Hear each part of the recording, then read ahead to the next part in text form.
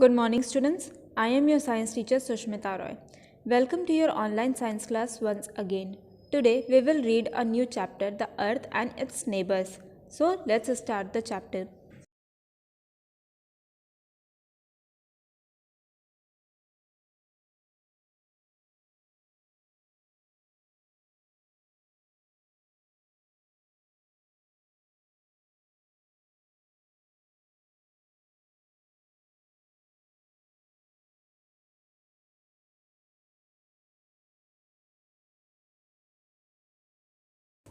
Next is the stars. A star is a big ball of glowing gases. जो star होता है वो glowing gases से मिलकर बना हुआ होता है, मेनली हाइड्रोजन और हीलियम का। हाइड्रोजन और हीलियम गैस में रिएक्शंस की वजह से ही स्टार्स में लाइट और हीट पैदा होती है। अर्थ का क्लोजेस्ट स्टार है सन। सन से ही अर्थ को हीट और लाइट मिलती है। स्टार्स अलग अलग साइज़ के और कलर के होते हैं। कुछ स्टार्स बहुत स्मॉल होते हैं और कुछ बहुत बड़े होते हैं, बट वो हमें स्काई में टाइनी पॉइंट्स या डॉट्स ऑफ लाइट की तरह ही दिखते हैं, लेकिन वो बहुत बड़े होते हैं। वो हमें छोटे इसलिए दिखते हैं क्योंकि वो अर्थ से बहुत दूर है। स्टार्स हमें छोटे क्यों दिखते हैं, इसे हम इस एक एग्जाम्पल से समझ सकते हैं। जब प्लेन लैंड होता है, मतलब ज़मीन पर खड़ा हुआ होता है, तो वह हमें कितना बड़ा दिखाई देता है, बट जब प्लेन आसमान में उड़ता हुआ दिखाई देता है तो वह हमें बहुत छोटा दिखाई देता है। ऐसा क्यों होता है? क्योंकि वो प्लेन हमसे बहुत दूर होता है।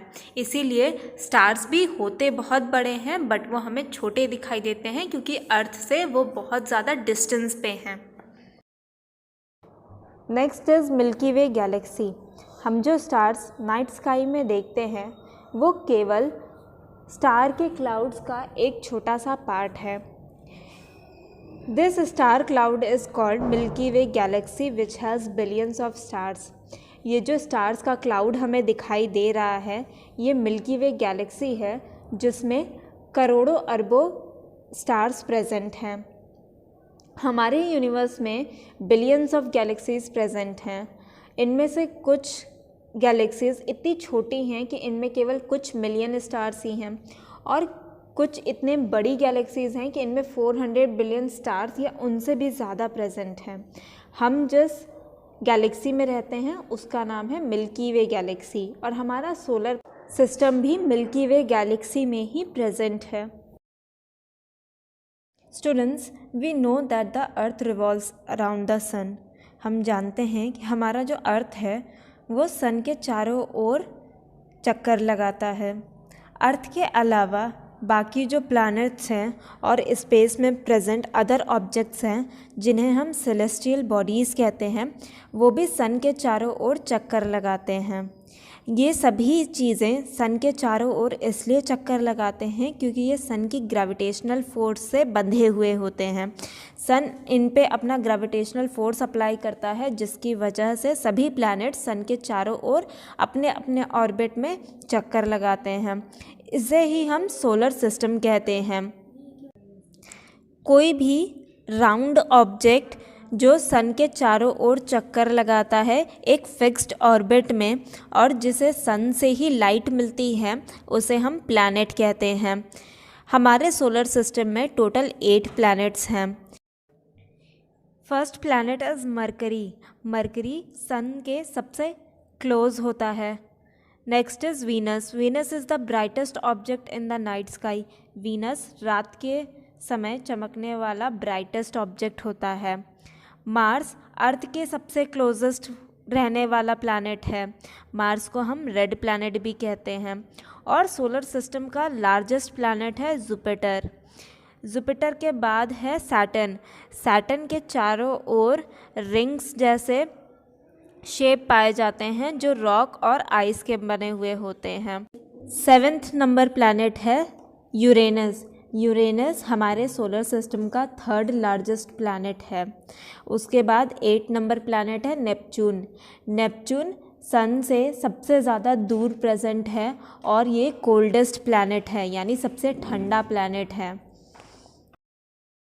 हम सोलर सिस्टम के प्लैनेट्स के नाम सीरियल वाइज लर्न कर सकते हैं एक सिंपल से सेंटेंस को लर्न करके, जैसे my very efficient mother just served us noodles.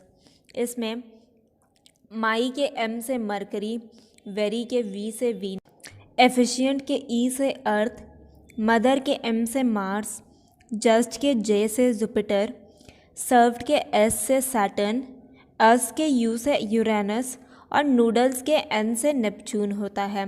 तो इस सेंटेंस के थ्रू हम सीरियल वाइज सोलर सिस्टम के सभी प्लैनेट्स के नाम लर्न कर सकते हैं। हमारा सोलर सिस्टम सन और सन के चारों ओर चक्कर लगाने वाली सभी चीज़ों से मिलकर बना है, जैसे planets, moons, asteroids, comets, meteoroids etcetera. Sun के चारों ओर जिस पाथ पर सभी प्लैनेट्स चक्कर लगाते हैं या रिवॉल्व होते हैं उसे हम ऑर्बिट कहते हैं। Next is difference between a planet and a star. So students, star और प्लैनेट में डिफरेंस क्या है?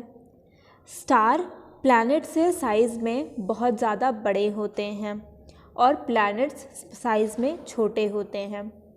स्टार्स में खुद की हीट और लाइट होती है, जबकि प्लैनेट्स को स्टार से ही हीट और लाइट मिलती है और वो स्टार्स की लाइट को ही रिफ्लेक्ट करते हैं। जैसे हमारा अर्थ सन की लाइट को रिफ्लेक्ट करता है। स्टार्स स्टेशनरी होते हैं, यानी वो अपनी प्लेस पर ही रोटेट होते रहते हैं, मूव नहीं करते हैं अपनी प्लेस से। बट जो प्लैनेट्स होते हैं वो स्टार के चारों ओर अपने ऑर्बिट में चक्कर लगाते रहते हैं। So these are the main difference between planet and a star. Now we will know about inner planets and outer planets.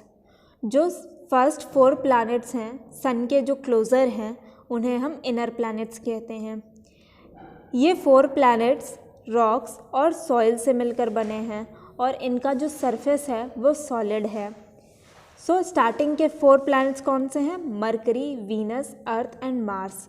इन्हीं को हम इनर प्लैनेट्स कहते हैं। आउटर प्लैनेट्स लास्ट के 4 प्लैनेट्स को कहते हैं जो सन से बहुत दूर होते हैं। ये प्लैनेट्स मेनली गैसेस से मिलकर बने हुए हैं और इनका सरफेस सॉलिड नहीं होता है। These are Jupiter, Saturn, Uranus and Neptune. इन्हें हम आउटर प्लैनेट्स कहते हैं। अब हम एक एक करके सभी प्लैनेट्स के बारे में जानेंगे। So the first planet is mercury.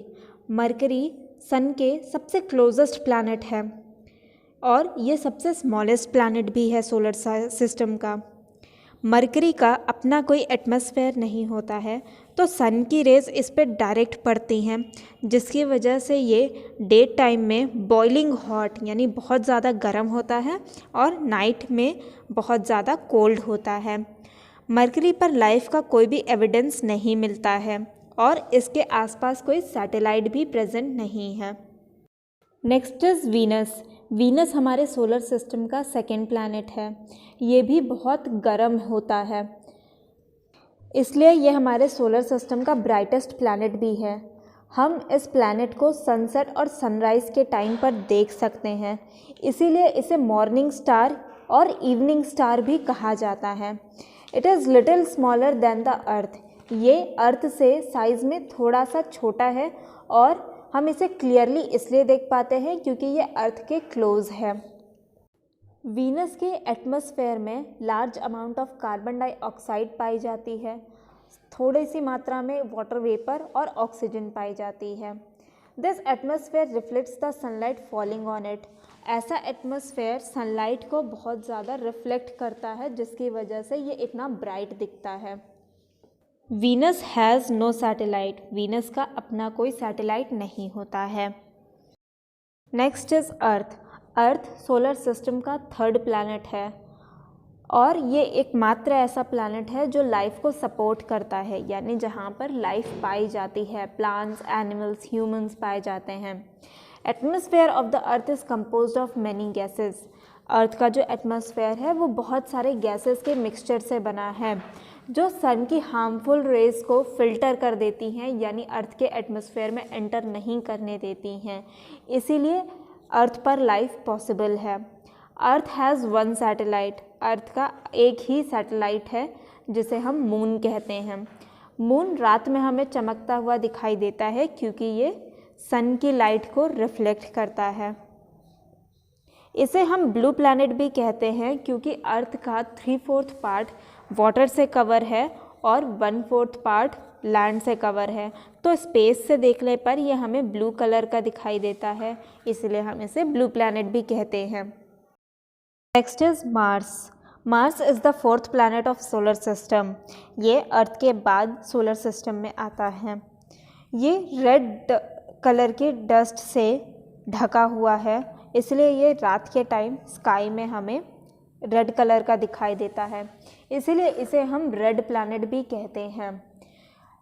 Mars का जो एटमॉस्फेयर है उसमें ज़्यादातर नाइट्रोजन गैस और स्मॉल अमाउंट में ऑक्सीजन पाया जाता है। रिसेंट रिसर्च में ये पाया गया है कि मार्स पर फ्रोज़न वाटर प्रेजेंट है, इसलिए साइंटिस्ट को ये लगता है कि हो सकता है मार्स पर लाइफ भी प्रेजेंट हो। मार्स का जो नाम है वो Roman God of war Mars के नाम पर रखा गया है। मार्स के 2 सैटेलाइट्स हैं। जिस तरह से अर्थ के चारों ओर मून चक्कर लगाता है, उसी तरीके से मार्स के भी चारों ओर 2 मून या 2 नेचुरल सैटेलाइट्स चक्कर लगाते हैं, जिनका नाम है फोबोस एंड डीमोस। यानी अगर आप मार्स से स्काई की तरफ देखेंगे तो आपको स्काई में 2 मून्स दिखाई देंगे। Next is Jupiter. Jupiter solar system का 5th प्लैनेट है। इसके एटमॉस्फेयर में बैंड्स ऑफ क्लाउड्स पाए जाते हैं, यानी जो क्लाउड्स हैं वो एक बैंड के फॉर्म में पाए जाते हैं। ये सोलर सिस्टम का लार्जेस्ट और फास्टेस्ट स्पिनिंग प्लैनेट है, यानी सबसे बड़ा प्लैनेट है और ये सबसे तेज़ रोटेट करता है अपने एक्सिस पर। जुपिटर हैज़ 79 सैटेलाइट्स, यानी जुपिटर के 79 मून्स हैं, बट इन सभी को काउंट नहीं किया जाता है क्योंकि इन सभी के अभी तक नाम नहीं रखे गए हैं। 72 सैटेलाइट्स के नाम रखे गए हैं।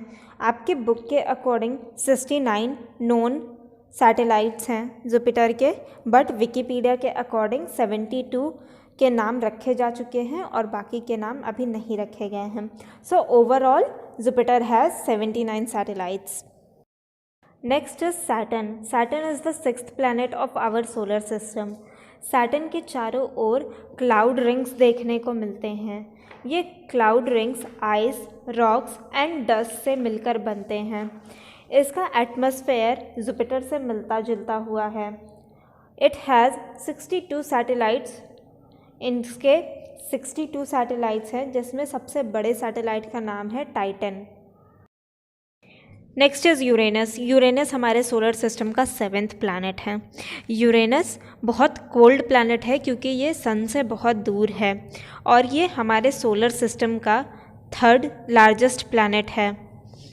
It is not a bright planet. ये एक ब्राइट प्लैनेट नहीं है, मतलब इस तक सूरज की रोशनी नहीं पहुंच पाती है, इसलिए यहाँ पर ज़्यादा उजाला नहीं होता है। It has 27 satellites. इसके 27 सैटेलाइट्स हैं। Next is Neptune. Neptune is the 8th planet of our solar system. Neptune solar system का 8वां और आखिरी प्लैनेट है। ये सबसे कोल्डेस्ट प्लैनेट है क्योंकि ये सन से सबसे ज़्यादा दूर प्रेजेंट है। It has 14 satellites. इसके 14 सैटेलाइट्स होते हैं। इनमें सबसे बड़े सैटेलाइट का नाम है ट्राइटॉन। ट्राइटॉन में वोल्केनोज और लिक्विड नाइट्रोजन पाई जाती है।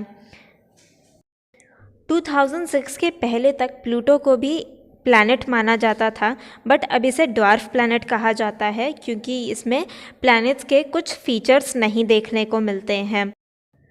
हमारे सोलर सिस्टम में प्लैनेट्स, सैटेलाइट्स और सन के अलावा और भी कुछ ऑब्जेक्ट्स पाए जाते हैं जिन्हें हम एस्टेरॉइड्स, कॉमेट्स, मेटियोर्स, मेटियोराइट्स या क्लाउड ऑफ डस्ट कहते हैं।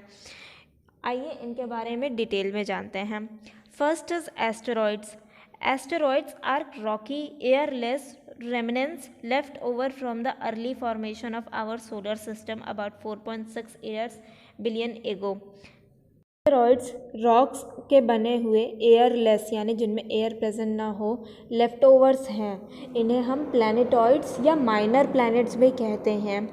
एस्टेरॉइड्स जब प्लैनेट्स का फॉर्मेशन हो रहा था, सोलर सिस्टम का फॉर्मेशन हो रहा था, तो उससे जो टुकड़े बच गए उन्हें ही हम एस्टेरॉइड्स कहते हैं। ये बहुत हार्ड होते हैं। Thousands of asteroids are found between Mars and Jupiter. इसे हम एस्टेरॉयड बेल्ट भी कहते हैं। कॉमेट्स ऐसे ऑब्जेक्ट होते हैं जो सोलर सिस्टम के बाहर से आते हैं और सन के चारों ओर चक्कर लगाते हैं। कॉमेट्स फ्रोज़न डस्ट, आइस और गैसेस से मिलकर बने हुए होते हैं। जब भी कोई कॉमेट सन के क्लोज आता है तो सन की हीट की वजह से और कॉमेट्स में जो गैसेस प्रेजेंट हैं उसकी वजह से वो ग्लो करने लगता है। यानी जो कॉमेट्स की गैसेस हैं वो सन के हीट की वजह से चमकने लगती हैं, जिसकी वजह से हमें कॉमेट के पीछे टेल जैसा शेप दिखाई देता है। The tail of the comet always appears away from the sun. जो टेल होती है कॉमेट की वो हमेशा सन से दूर जाती हुई हमें दिखाई देती है। अ कॉमेट नेम्ड हैली, जो कि एक एस्ट्रोनॉमर के नाम पर रखा गया, अपीयर्स पीरियोडिकली एवरी 76 ईयर। सबसे फेमस कॉमेट का नाम हैली है, जो कि एक एस्ट्रोनॉमर के नाम पर रखा गया है। ये हर 76 ईयर के बाद अर्थ के पास से गुजरता है और तब हमें दिखाई देता है। लास्ट इसे 1986 में देखा गया था और दोबारा इसे 2062 में देखा जाएगा। इसके अलावा कुछ और कॉमेट्स हैं, Giacobini Zinner, Hartley 2 and Borrelly. Next is meteoroids. Space में रहने वाले ऐसे ऑब्जेक्ट जो डस्ट ग्रेन्स यानी धूल के कण के साइज़ से लेकर एस्टेरॉइड्स तक के साइज़ के हो सकते हैं, उन्हें हम मीटियोरॉइड्स कहते हैं। मीटियोरॉइड्स भी सन के चारों ओर चक्कर लगाते हैं। Meteors. When meteoroids enter Earth's atmosphere or any other planet at high speed and burn up, the fireballs or shooting stars are called meteors. जब meteoroids अर्थ के एटमॉस्फेयर में एंटर करते हैं या किसी और प्लानट के एटमॉस्फेयर में एंटर करते हैं तो बहुत ज़्यादा हाई स्पीड से आने की वजह से और एटमॉस्फेयर में फ्रिक्शन होने की वजह से इनमें आग लग जाती है और ये फायर बॉल की तरह जलते हुए सरफेस तक पहुंचते हैं। इन्हें ही हम शूटिंग स्टार भी कहते हैं। Next is meteorite. जब मीटियोरॉइड अर्थ के एटमॉस्फेयर में एंटर करते हैं बट वो बर्न नहीं होते हैं यानी जल नहीं जाते हैं और अलाइव ही अर्थ के सरफेस तक पहुंच जाते हैं तो उन्हें हम मीटियोराइट कहते हैं। Next is satellite. एक सैटेलाइट वो ऑब्जेक्ट होता है जो प्लैनेट के चारों ओर एक ऑर्बिट में चक्कर लगाता है, यानी जैसे अर्थ सन का चक्कर लगाता है उसी तरीके से सैटेलाइट्स और मून्स प्लैनेट्स का चक्कर लगाते हैं। हमारे सोलर सिस्टम में बहुत सारे नेचुरल सैटेलाइट्स प्रेजेंट हैं। Thousands of artificial satellites have also been launched since 1957 for different uses.